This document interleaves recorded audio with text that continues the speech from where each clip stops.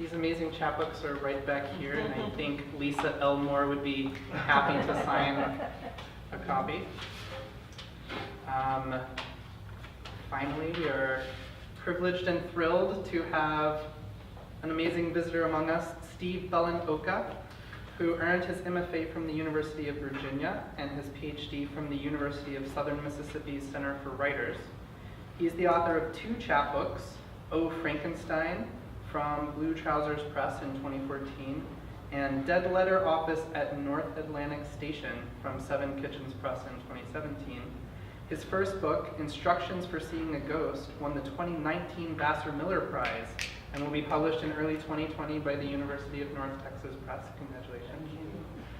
The recipient of a 2019 Tulsa Artist Fellowship, he has also received fellowships from the Vermont Studio Center and the Virginia Center for the Arts. His poems have appeared in Tar River Poetry, Nimrod, Valparaiso Poetry Review, among other publications. He has taught creative writing at the University of Mississippi, St. Norbert College, and Eastern New Mexico University. He's currently visiting us from Tulsa, Oklahoma. Please welcome Steve Bellin-Oka. Thank you, Michael, and thank you, Lisa, for inviting me. There goes a copy of my chapbook on the floor, which there are no copies of because they're sold out, unfortunately for me. So I'm going to be reading maybe one poem from this, but I'm going to read mostly from the book that I have coming out, which is going to be at the end of this year. I know it's kind of a long time to wait. You'll probably forget me by that point, but please buy it. Poets love it when you buy their Come books. back when it comes out. And that would be wonderful. Following Lisa and Ray's lead, I'm from Baltimore originally, and I am queer, and I also am just getting over chronic anxiety, depression, everything else, not schizophrenia or anything like that. Though it feels like it sometimes, with the multiple hats that we wear. Saying a few things that will come up in my poems, just as by way of introduction. I just moved to to Tulsa from Portales, New Mexico, where I was teaching. But prior to that, I lived in Canada for about 11 years, primarily in Charlottetown, Prince Edward Island. And my husband and I, who's a Japanese citizen, went to Canada because we've been together 22 years now, but as you know, same-sex marriages have only been legal in the United States for the last 3.5 or so. And so there was no way for me to get him a green card in this country where is my home and where he wanted to live all his life until recently. So at that time, and I think it may still be, Canada was the only country in the world that allowed 2 same-sex partners, neither of whom was a citizen of the country, to come live there. And that was a wonderful thing for us, but it was also a relatively traumatic experience because I left a tenure-track job to do that, left my family when some pretty serious things were going on in my family that will come up in these poems. And we were there for about 10 years. I didn't write it all during those 10 years. And coming back, you know, I thought I knew the United States. I thought I knew America well, but having lived away for a decade, I began to see things when we came back that had always been there, but that I was obviously blinded to because of my familiarity with the place and because of, frankly, the privilege I carry because of my gender and the color of my skin. So some of these poems and instructions for seeing a ghost are, not some of them, but a lot are about returning to the United States and seeing those kinds of things, but also coming to terms with some other things. This first poem has an ironic title. It's called Self-Portrait as the Chosen One. Long before I was what I am now, short of breath, bald, just returned with arthritic knees from exile in another country's muck and red volcanic soil, too nearsighted to discern the high plains tumbleweed from the burning bush of myth, scorched now and silent. Long before this, I was the first son my mother bore that lived. The first 2 were named, baptized, as they strangled blue and cold in the stillborn canal, incorruptible halo of hospital lights. But not me. I got dragged through by the forceps in time to cut the cord, unwind the noose of flesh from my pulsing neck. I can't be sure when she first told me this story, this incantation, why they adopted my brother before I was born. Maybe I was 5 or 6. But I heard it so many times it swelled below my skin, a cyst adherent to bone. We were walking on an unweeded path at the edge of some woods a few blocks from the house, the trees raised later for condos, a strip mall. "You're a miracle," she said. "You'll do great things." But I haven't. I remember the September grass wilting, the dead leaves' veins crunching underfoot. From that day, I've been wandering through a field of flawed memories and missed signposts. What she should have said is, "You will learn even your skin is a borrowed mask."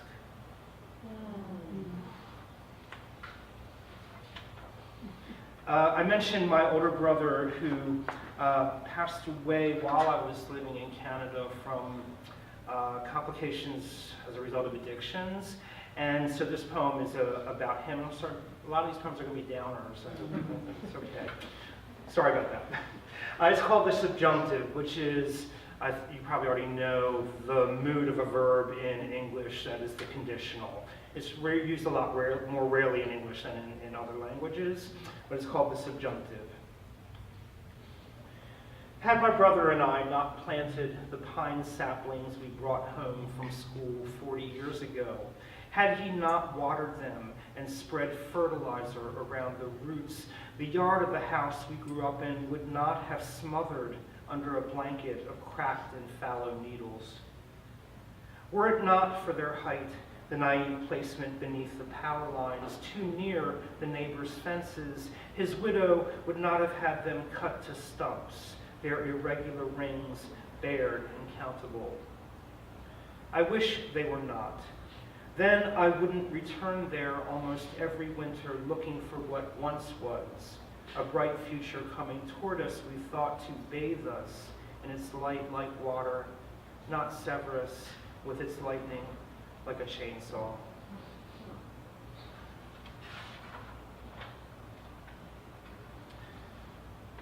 This next poem is about an experience that used to happen to me more frequently than it does now as I'm older, but maybe it still does. But it's called Doppelgangers, and it's about getting mistaken for someone who looks like you.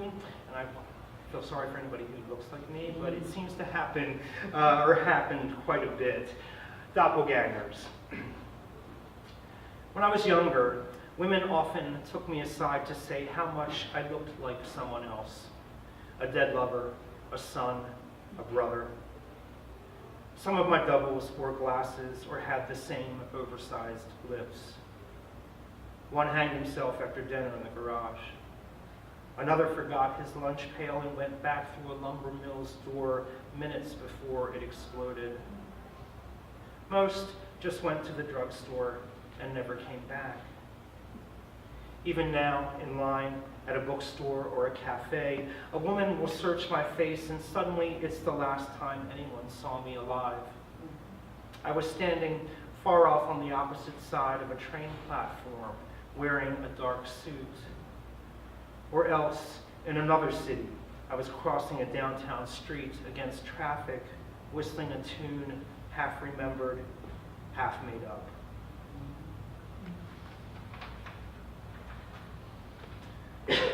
In the book that I have coming out later, or in about a year from now, I should say that my chapbook is called Dead Letter Office at North Atlantic Station, and it has a lot of epistolary poems in it, which are letter poems to sometimes real people and sometimes not. And then it occurred to me, well, wouldn't it be interesting that instead of writing letter poems, I wrote some poems that were actually based on letters of another alphabet. And the letters I chose are from Hebrew. And in classical Hebrew, the letters have some talismanic and magical meanings. I'm not Jewish myself. I was raised Catholic, but I did study Hebrew as part of my graduate studies. And so I have visual aids just in case they're needed. This first one of these is called Aleph. It's the first letter in the Hebrew alphabet. Aleph. This page was once blank, once was pulp, once was tree. Someone dips a pen in the inkwell and the letter appears. Pictograph of an eye, a skull, which should be bleached white, but now it's black.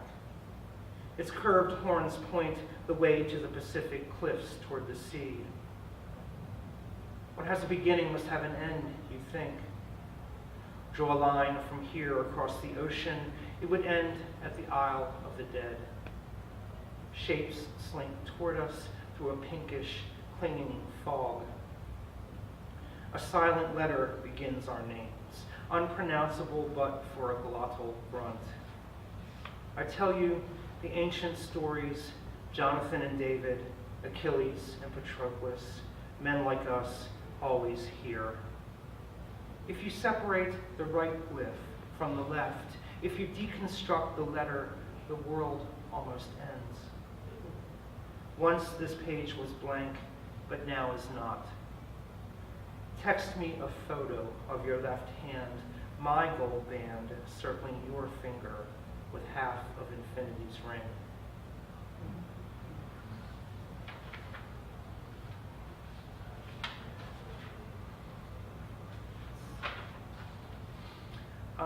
This next poem is a cento, which is a type of found poem.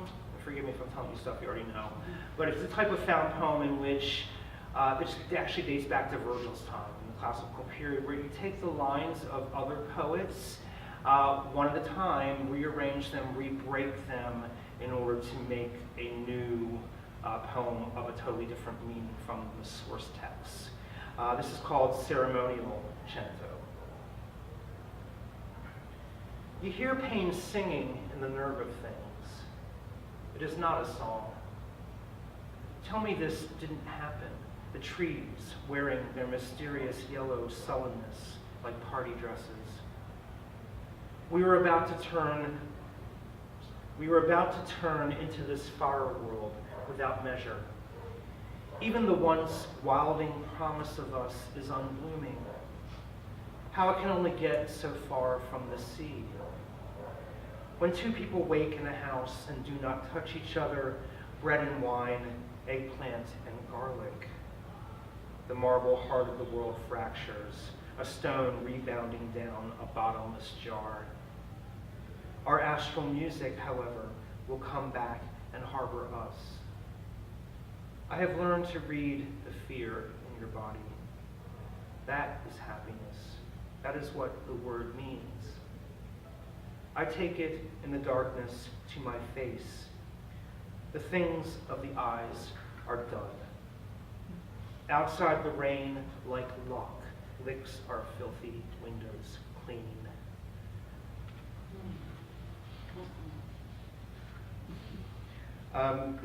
Here's an epistolary poem to John Ashbery, the poet who passed away about 1.5 years ago now. It's called Letter to John Ashbery. And it's a true story that I'm telling about, probably a false story that he told me. And it has a reference to Charlottesville, which is where the University of Virginia is, where I went to part of my graduate work. Letter to John Ashbery. The news comes in fragments, fits and starts, VHS and audio tapes rewinding. You've died today. Professor friends share links, your face staring out from a machine screen. I met you once. You won't have remembered, of course, sitting with me when I was 23 in someone else's department office in Charlottesville. We were supposed to be talking about my poem, but instead your eyes fixed mine like darts in a bullseye. You talked about smoking pot in Provincetown with Elizabeth Bishop, how you'd forgotten you'd left the radio on in another room and thought the walls held mice who spoke a language 3 times more complicated than either of you could understand. My poem was about clouds. After the meeting, I walked you across the mall toward the restaurant where the faculty would vet you. You pretended frailty, pretended to stumble in the dusk so you could rest your arm, brief as a muscle twitch, around my waist. My beauty's gone now. The news comes in fragments. It starts and it fits.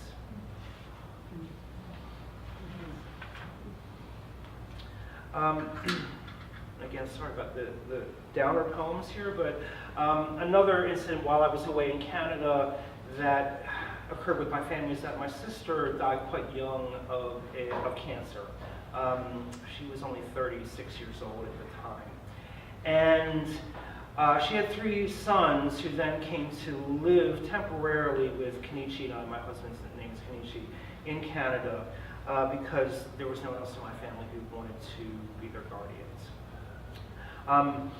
I have been sort of getting to my nephews in this poem, but it was difficult to write about my sister's death because I was away, quite far away, from where she was living in Arizona at the time. And it was very difficult for me to get back, as my family expected me to do, during what was relatively, lengthy terminal illness, because she was quite young. It really wasn't the cancer that actually killed her, it was the failure of another system. This poem, though, is about that experience, and it's called Bright Summer Things. And just looking for place names that I might need to be saying, but I don't think there are any. Bright Summer Things. 1. I hold a hand mirror up so I can see behind me. The 514 train loaded with beef cows on their way from Portales to Texas, crammed like monks in mobile cells, the high desert birds cawing overhead as they drop their marshmallow custard shit on the cars below. How can anyone tend this star-sown grass, dandelions plucked and ripped in half, let loose on the swirling dust, cantilevered with air? So dry for so long, now a grain elevator could catch fire, change shape, and burn. The wind taking it in its arms as it ascends. 2.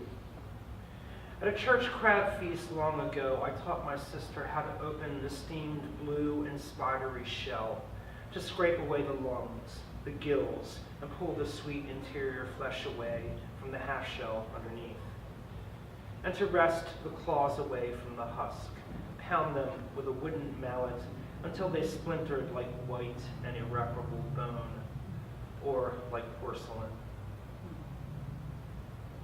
3. I missed my connection from Denver, arrived 3 hours late.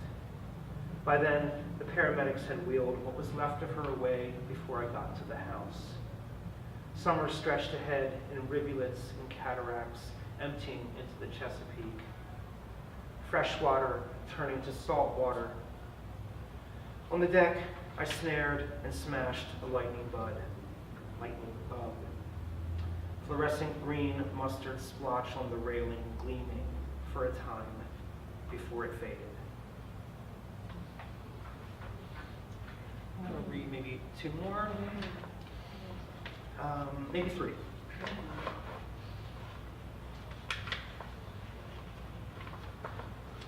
So I read one of those Hebrew letter poems a moment ago, and I should say that they're really love poems, and I see them as a series that's going to stretch out over maybe more than one book. I have 8 of them, and the first one is coming out, and there's going to be a few more. I'm looking probably at 8 or so more in the book that I'm working on this year. And this next one is called Dalet, which the letter looks like this. Dalet. If finally what binds me to you is not need, bound up at the root, the loins, the newly soil-bound rhizomatic tufts of hair curled like black gauze, or gray as mine has become around the sapling. Growing now, working on it, it's only just now kind of telling me what it's about, but I came of age in the 1980s, and it was at the height of the AIDS epidemic, and the book seems to be wanting to tell me to talk about that period and cultural memory, in the sense that even though the epidemic has receded from consciousness in North America due to, it's been 20 years or so since retrovirals were widely available, it's still obviously raging in other parts of the world without much attention being given to it. But in my community, and for gay men my age, it's the defining moment for us. We can't understand who we are and who we were then without the specter of AIDS hovering over us. And so the book seems to want to write about that, and so I'm going to read 2 new poems from those, from that one I'm writing now. And this one is also named after a Hebrew letter called Tet, which looks like this. Tet. There's nothing the plague dead did that we didn't do. We gave our unprotected bodies to strangers too, before we met and burned each other's initials into our arms. Black ink like ash smudge, foreheads anointed the day of fasting. Neither of us knows why he deserved to survive, the virus hovering a hummingbird above the flower's stamen before gliding off to another bloom. On Granville Island, I ghost took you ghost to be my lawful. My body still craving to be broken into like a window. Yours the rock that smashes. I should mention, Granville Island is where we got married for the first time in Canada. It's an island off in Vancouver. And this last poem is also addressed to a public figure. Does anybody know who Pete Shelley was? Leader of the Buzzcocks, who just died about, I should look at the date of my poem, a little over 2 months ago now, just 2 months from today.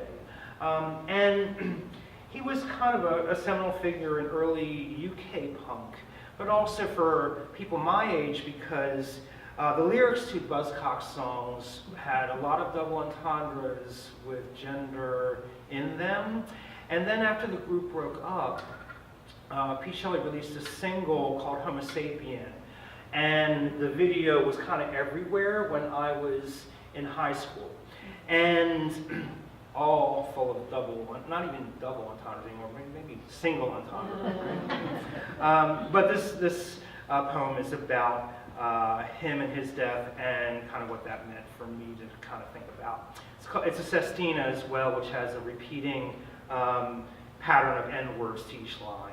It's called Sestina for Pete Shelley. It's dated December 6, 2018.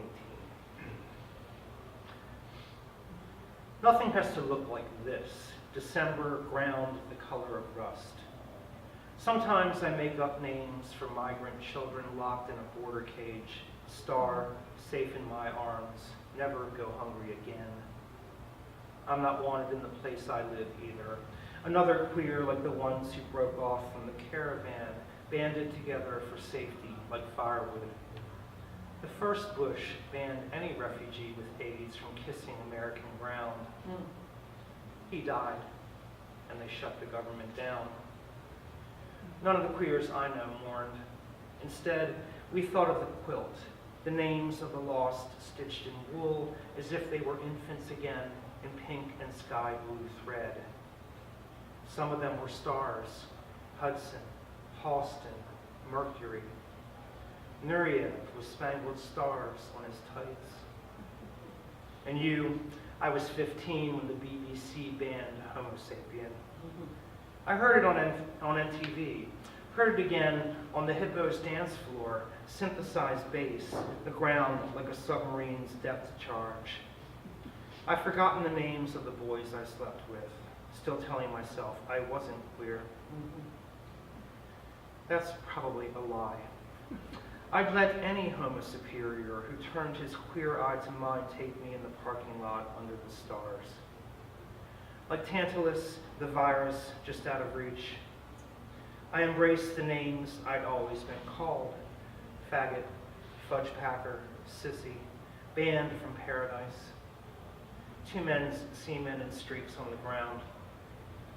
Still, I hate how your death makes me remember this again, how I survived the plague when thousands didn't.